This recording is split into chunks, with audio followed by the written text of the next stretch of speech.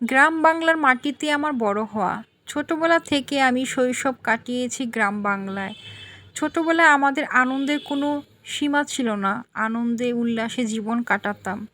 ছোটবেলা আমাদের আনন্দের জন্য দামি কোনো খেলনা লাগতো না। বর্ষার পরে কিংবা ভোরবেলা আমি ক্ষেতের ধার দিয়ে হাঁটতাম আর সেখান থেকে কচি কচি শাক তুলতাম। সেই শাক ধুয়ে মায়ের সঙ্গে রান্না করতাম। সেই রান্নার স্বাদ আজও কোনো বড় রেস্টুরেন্টের খাবারে খুঁজে পাইলাম না। আজ যখন সেই শাক দেখি মনে হয় এটা শুধু আমার শাক শৈশব জীবনের শাক তোলা নয়, আমার শৈশবের এক টুকরো স্মৃতি আমার সামনে দেখা যাচ্ছে। সেই দিনগুলো ছিল খুব সাধারণ কিন্তু মন ভরে যেত সুখে। এই শাকে রয়েছে শরীরের জন্য উপযোগী অনেক পুষ্টিগুণ উপাদান।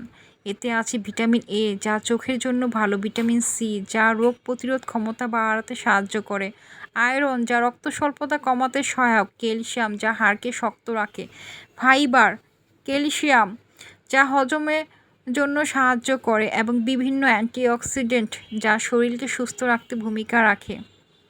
আমার কাছে এই শাক শুধু খাবার নয়, এটি আমাদের শৈশবের গল্প। যতই শহরের ব্যস্ততায় জীবন বদলে যাক না কেন, গ্রামের এই ক্ষেতের ধারে কাটানো শৈশব, নিজের হাতে শাক তোলা, রান্না করার আনন্দ, এসব স্মৃতি আজও আমার হৃদয়ের সবচেয়ে সুন্দর একটা মুহূর্ত।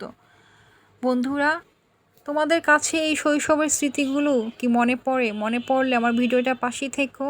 আল্লাহ হাফেজ।